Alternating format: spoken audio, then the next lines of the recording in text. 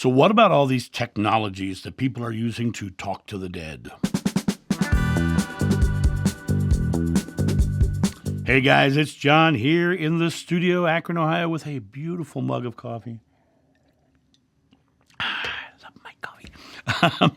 I hope you guys are having a great day. It is a gray, overcast, slightly drizzly day outside, and I think that's beautiful because we need these kind of days. We need the days where the moisture gets into the ground, and right now, deep underground, where geothermally it's in the 50s, those roots are growing. Those roots are pushing out to make stronger trees, and having the moisture in the earth is only helping them. So I appreciate even the grayest and rainiest of days, even the snow days, because that snow becomes water too. So anyway, I wanted to hop on and answer this question. This was asked a long time ago, but I wanted to hop on and answer it because it's a great question. So let me just read the whole comment and dive in. I wonder what your thoughts are on the likes of Steve Huff or Hope Paranormal guys that have made equipment that the dead can supposedly talk through. They both seem to have medium abilities and use them in conjunction with the machines. They do not seem to get stuff through, but it's kind of up to interpretation. I still think direct mediumship is far more accurate. Would be good to hear your thoughts, John. I'm in two minds. They do seem to work with genuine love energy, but have copped a lot of flack. It also didn't do their cause any good with me because they ended up feuding because each other over ownership and credit, which all seemed to undermine my respect a bit. Well, that's business, and that's human fears and anxieties and trying to have power, that last part. But let's talk about the machines.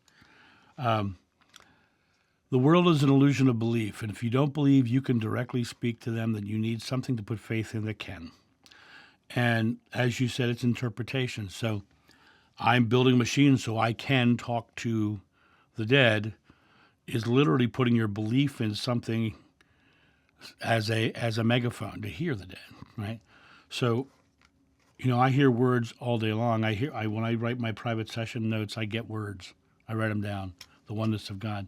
Sometimes I get messages from my mom, from my friend Bill, from Joshua, from all kinds of things.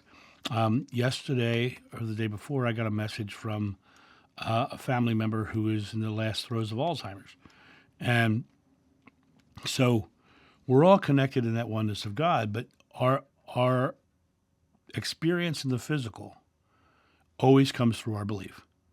So if I don't believe that I can hear them directly, and I believe I can create a machine that will hear them, then I will put faith in that machine, which will then let me hear something, right? So I think the whole concept of the machines to hear the dead are more in alignment with what they can put faith in, what they can believe, and when you look at the idea of mediumship in general, right? Oftentimes mediums are highly sensitive people, highly empathic people. And oftentimes mediums themselves struggle with their own lives and their own self-worth and self-doubt, right? And they will sometimes put power in other things. Now, there are many mediums I know who do not have that problem at all, right? But in the idea of mediumship, you're looking at someone who believes fully they're going to the dead. These guys who do the paranormal shows, they're going someplace they believe is haunted. So they go there, they believe it's haunted, they believe there's some horrific story there. They put their faith in the fact that there's a horrific story there. They take machines to talk to people who've had a horrific story there, and they come back with a horrific story there, right? I think it's all a manifestation of belief.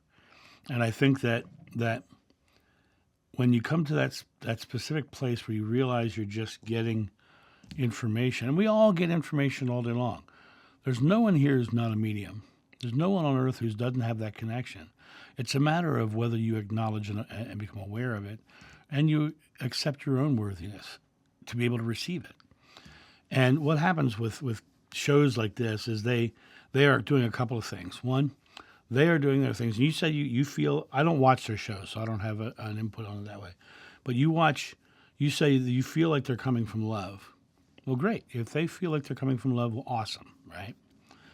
That doesn't mean they can come from love, but still be coming from a fear-based place, right? And they're doing paranormal, scary ghost shows, talking about the horrific murders and all these things because it sells, because it's a business, right?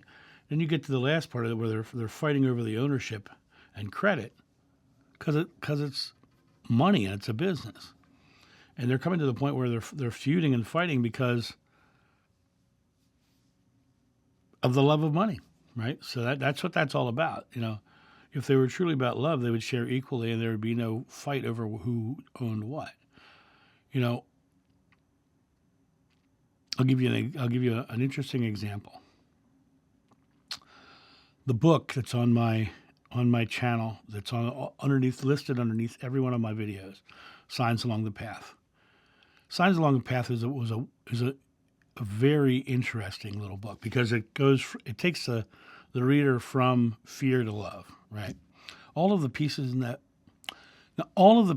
that book come from a blog I had in the early 2000s. Now, they were already written, right? And my good, beautiful, lovely friend Holly came to me and said, hey, I think we could take this and turn it into a book. And, we take it from fear. It was completely her brainchild. Everything about that book is her brainchild, right? The text, the words inside are mine, but the actual book, all the work that went into that book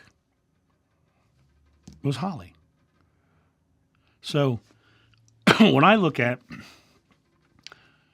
that book, I see Holly, and I see all the magnificent and beautiful things that Holly has done for me over the years.